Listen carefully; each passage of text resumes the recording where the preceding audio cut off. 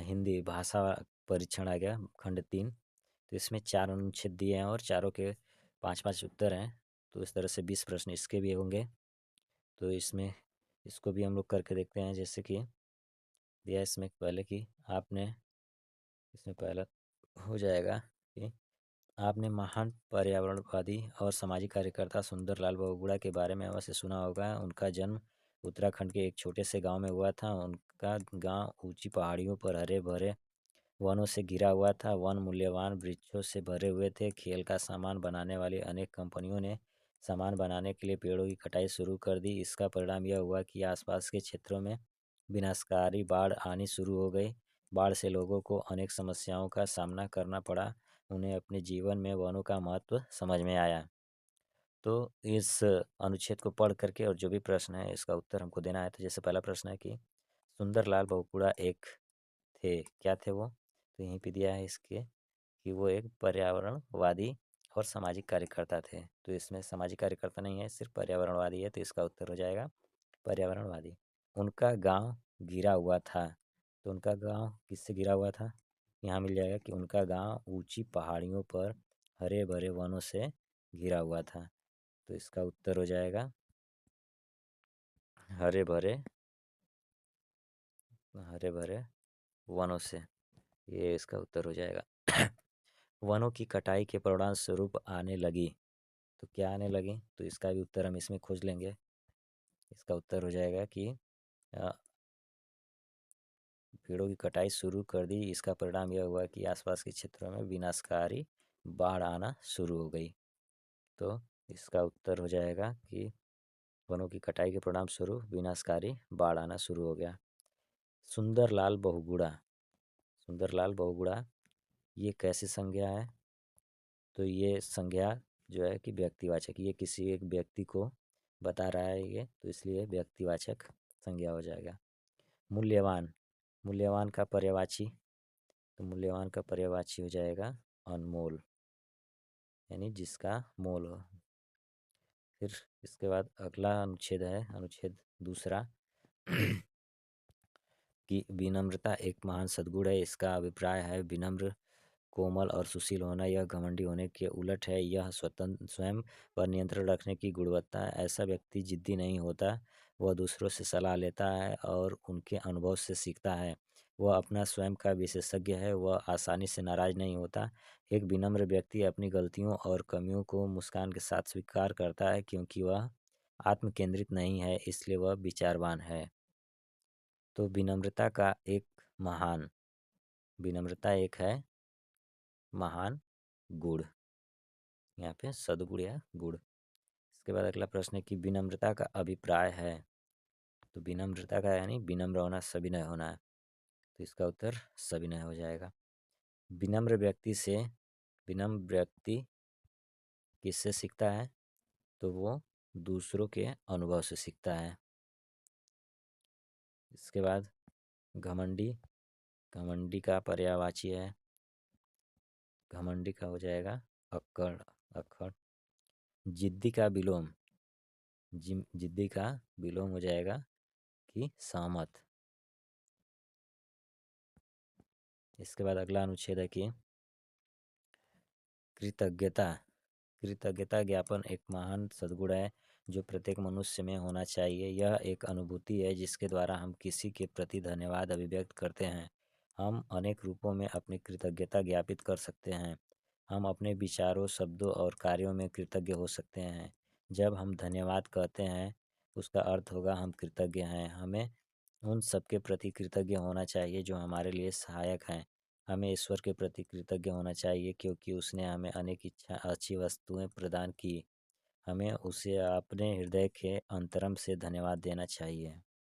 तो अब इसमें से उत्तर देंगे कि धन्यवाद का अर्थ है कि हम धन्यवाद, अगर हम किसी को धन्यवाद करते हैं तो इसका मतलब कि हम कृतज्ञ हैं।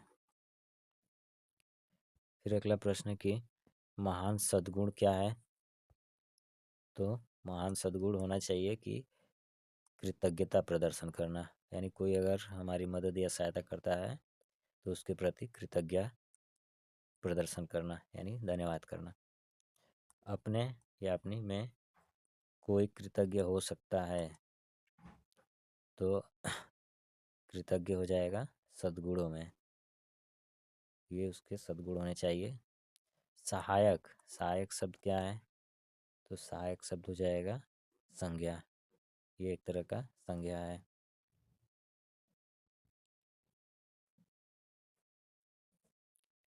फिर अगला प्रश्न है कि सद्गुण का अर्थ है, सद्गुण का अर्थ है गुण। अगला टॉपिक है अनुच्छेद कि वैज्ञानिक और चिकित्सक हमारे शरीर के विभिन्न तंत्रों और अंगों पर टीबी के खतरनाक प्रभाव के बारे में हमें चेतावनी देते हैं। प्रत्येक व्यक्ति प्रतिदिन औसतन 3 से 4 घंटे टीवी देखता है, जिससे हमारी दृष्टि कमजोर होती है। बच्चों पर सबसे अधिक प्रभाव पड़ता है क्योंकि वे निकट से टीवी देखते हैं, जो अधिक हानिकारक हैं। इसके परिणाम स्वरूप सिर दर्द की सामान्य शिकायत भी आती हैं। लंबे समय तक टीवी देखना हमारे शारीरिक स्वास्थ्य और मानसिक विकास के लिए हानिकारक है। नृत्य, संगीत, लड़ाई के विभिन्न कार्यक्रमों की ऊंची आवाज़ से बहरापन आ सकता है। एक ही मुद्रा में लगातार टीवी देखने से जोड़ों में दर्द, पीठ में दर्द और मांसपेशियों में भी दर्द होता है।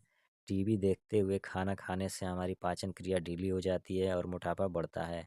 आतंक और हिंसा के दृश्यों से युवकों में मनोवैज्ञानिक समस्याएं जन्म लेती हैं। तो इसमें टीवी से रिलेटेड प्रश्न है, तो इसको हल करेंगे आगे कि लंबे समय तक लगातार टीवी देखने से हमारा या हमारी क्या होगा, मानसिक स्वास्थ्य प्रभावित नहीं होता है, देखने से नहीं होता है। तो इसमें इसमें जो है उत्तर हो जाएगा ऊंचाई, ये इसका गलत है। मानसिक स्वास्थ्य, पाचन क्रिया, भार, ये सब पे इसका असर होता है, तो ये सिर्फ ऊंचाई पे इसका प्रभाव नहीं होगा। आतंक और हिंसा के दृश्यों से युवकों में मनोवैज्ञानिक समस्याएं जन्म लेती हैं। मनोवैज्ञानिक समस्याओं का संबंध है, तो ये हो जाएगा मानस से। टीवी देखने का प्रभाव बच्चों की दृष्टि पर सबसे अधिक पड़ता है क्योंकि बच्चे जो है टीवी बहुत नज़दीक से देखते हैं।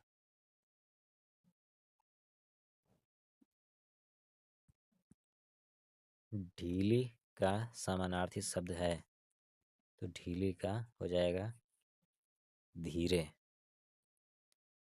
ढीला। अनुच्छेद में प्रयुक्त हानिकारक शब्द का विलोम हो जाएगा, तो हानिकारक का विलोम हो जाएगा उपयोगी। दीपक उत्साहित था। वह अपने चाचा जी और चचेरे भाई बहन प्रीत और रिया के साथ रविवार को पिकनिक पर जा रहा था। उसने अपने तैराकी के सामान, नाश्ते और खेलने के सामान को अपने एक पिट्ठू बैग में रख लिया। वे सुबह 6 बजे चल दिए। बहुत दूर तक गाड़ी चलाने के बाद वे पिकनिक के स्थान पर सुबह 9 बजे पहुंच गए। यह स्थान गांव के एक फार्म हाउस था। उन्होंने गांव के चारों ओर घूमकर धान के खेत देखे और जाना कि चावल कैसे उगाया जाता है। वे पेड़ों पर चढ़े और आम तथा अमरूद तोड़े। दोपहर को एक पेड़ के नीचे बैठकर उन्होंने दोपहर का भोजन किया। जब चाचा जी ने कहा कि अब घर लौटने का समय है, तो वे और देर तक ठहरना चाहते थे क्योंकि उन्हें गांव बहुत अच्छा लगा। तो अब इसमें जो है उत्तर अब देखना है कि प्रश्न पहला है कि उत्साहित, उत्साहित शब्द का अर्थ है, तो उत्साहित होना, यानी कि ये चारों ऑप्शन नहीं होगा। व्यस्त, निराश, विश्वस्त नहीं होगा। ये हो जाएगा बहुत प्रसन्न, यानी किसी भी चीज़ को देखने के लिए या जानने के लिए अगर हम बहुत कोशिश करते हैं या खुश होते हैं तो वो उत्साहित हो जाएगा। दीपक और उसके चचेरे भाई बहन, तो 4 ऑप्शन है कि गांव में उब गए, ने पिकनिक का आनंद लिया, घर वापस आना चाहते थे, पेड़ों पर न चढ़ सके। तो वो क्या किए कि वो पिकनिक का आनंद लिया। इसके बाद अगला प्रश्न है कि दीपक दीपक अपने किसके साथ पिकनिक पे गया? तो चाचा और चचेरे भाई के साथ। तो इसका उत्तर हो जाएगा बी। पिकनिक का स्थान एक क्या था? एक गांव था। इसके बाद चाचा जी ने दीपक को दिखाया कि कैसे हम धान उगाते हैं यानी चावल उगाते हैं। तो इसका उत्तर डी हो जाएगा। इसके बाद दूसरा जो अनुच्छेद है इसको पढ़ेंगे। अनुच्छेद दूसरा कि क्या आपने रस्साकसी खेल खेला है? यह एक रोचक खेल है। रस्साकसी का खेल खेलने के लिए आपको कुछ खुली जगह, एक लंबी एवं मजबूत रस्सी और खिलाड़ियों की 2 टीमों की आवश्यकता होती है। खेल तभी रोचक होगा जब दोनों टीमें बराबर मजबूत होंगी। दोनों टीमों के बीच एक रेखा खींच दी जाती है। जो टीम खींची जाती है और बीच की रेखा पार करने को बाध्य कर दी जाती है, खेल हार जाती है। टीम के सबसे शक्तिशाली सदस्य को मजबूती से रस्सी के अंतिम छोर को पकड़े रहना चाहिए और टीम को संगठित होकर रस्सी को खींचना चाहिए। खेलने के स्थान से पत्थरों को साफ कर देना चाहिए, अन्यथा उनसे चोट लग सकती है। तो पहला सवाल इसमें है कि रस्साकसी है, तो यह क्या है? युद्ध है, रस्सी, लड़ाई, खेल। यह एक खेल है। इसके बाद दूसरा प्रश्न इसमें कि रस्साकसी में हम क्या करते हैं? मुक्केबाजी, छुपा-छुपी, बल्लेबाजी, रस्साकसी। तो इसमें हम रस्सी को दोनों तरफ से खींचते हैं। इसके बाद है कि रस्सी के अंतिम छोर को पकड़ने वाला टीम का ऐसा सबसे छोटा, सबसे युवा, सबसे लंबा या सबसे शक्तिशाली? सबसे शक्तिशाली व्यक्ति जो रहेगा वो हो जाएगा। अगला प्रश्न है इसमें कि टीम जो बीच की रेखा के पार खींच ली जाती है, यानी जिस टीम को अगर खींच लेंगे अपने तरफ तो वो टीम हार जाती है। संगठित शब्द का आशय है। संगठित का मतलब एक साथ यानी मिल करके, तो इसका उत्तर हो जाएगा साथ साथ। फिर इसके बाद अगला टॉपिक है अनुच्छेद 3। इसको पढ़ेंगे और इसका उत्तर देंगे। तो दिया है कि शरीर का भार कम करने या स्वस्थ भार बनाए रखने के लिए केवल 2 साधारण नियम है। वे ये हैं: कम वसा और शर्करा वाला संतुलित भोजन करना और अधिक व्यायाम करना। भार कम करने के लिए आपको भूखे रहने की कोई आवश्यकता नहीं है। यदि आप चीनी, केक, बिस्कुट कम कम लें तथा अधिक फल और सब्जियां खाएं और पर्याप्त पानी पिए तो आपका भार कम हो जाएगा और आप अधिक स्वस्थ हो जाओगे। प्रतिदिन सैर के लिए जाएं या साइकिल चलाएं। टेलीविज़न देखने या वीडियो गेम्स खेलने के स्थान पर अधिक सक्रिय रहें। तो इसमें पहला प्रश्न है कि हम स्वस्थ कैसे रह सकते हैं? केवल बिस्कुट खाकर, व्यायाम करके, संतुलित भोजन खाकर और व्यायाम करके या अधिक फल खा करके? तो इसका उत्तर हो जाएगा कि संतुलित भोजन खाकर और व्यायाम करके। फिर अगला प्रश्न है इसमें कि भार कम करने के लिए हमें क्या अधिक खाना चाहिए? तो इसके लिए हमको फल और सब्जियां अधिक खानी चाहिए। स्वस्थ रहने के लिए हमें क्या अधिक पीना चाहिए? तो इसके लिए पानी पानी पीना चाहिए। कौन सा व्यायाम सबके लिए अच्छा है? तो सैर करना और साइकिल चलाना। इसके बाद है कि सक्रिय शब्द सक्रिय शब्द का विलोम शब्द क्या है? यानी विलोम शब्द का मतलब विपरीत अर्थ वाला यानी उल्टा। तो सक्रिय का मतलब हो जाएगा निष्क्रिय, इसका विलोम हो जाएगा निष्क्रिय। फिर आखिरी टॉपिक है इसमें अनुच्छेद 4 कि शरद ऋतु गर्मी और जाड़े के मौसम के बीच आती है। इस सुंदर ऋतु में बहुत से परिवर्तन होते हैं। दिन छोटे हो जाते हैं, पेड़ों की पत्तियां हरे रंग से बदलकर जीवंत लाल, पीली और नारंगी हो जाती है। वस्तुतः पत्तियों को हरा बनाए रखने के लिए पेड़ों को धूप चाहिए। धूप के बिना पत्तियां पीली हो जाती हैं। घास पर अब ओस नहीं बिछी होती है, बल्कि प्रायः प्रत्येक प्रातःकाल को पाला पड़ता है, क्योंकि तापमान हिम बिंदु तक जा पहुंचता है। पशु जाड़े के लंबे महीनों के लिए पर्याप्त भोजन एकत्र करने लगते हैं।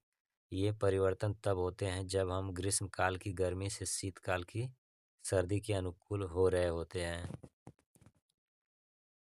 इसमें इसमें अब पहला प्रश्न है कि ग्रीष्म और किसके बीच शरद ऋतु आती है? तो सबसे पहले इसमें दिया है कि शरद ऋतु गर्मी और जाड़े के मौसम के बीच आती है। तो यहाँ पे हम ये जाड़ा यानी शीत, शरद ऋतु ग्रीष्म के बीच शरद ऋतु आती है, तो ग्रीष्म और शीत ऋतु। इसके बाद है कि शरद ऋतु में निम्नलिखित में से क्या परिवर्तन हो सकता है। तो शरद ऋतु में दिन छोटे होते हैं, गर्मी पड़ती है, दिन बड़े होते हैं, अधिक धूप होती है, तो दिन छोटे होने लगते हैं। फिर नेक्स्ट है कि शरद ऋतु में पत्तियां पीली हो जाती हैं। शरद ऋतु में पत्तियां पीली हो जाती हैं क्योंकि उन्हें पर्याप्त प्रकाश नहीं मिलता है, यानी पर्याप्त धूप नहीं मिल पाता है। शरद ऋतु के बीतने की तैयारी करते हुए पशु क्या करते हैं, वो अपना भोजन एकत्र करते हैं। बिछी होती है के लिए दूसरा शब्द हो सकता है बिछी, यानी कि ओस बिछी होने का मतलब होता है कि ओस से ढकी रहती है। जैसे इसमें दिया था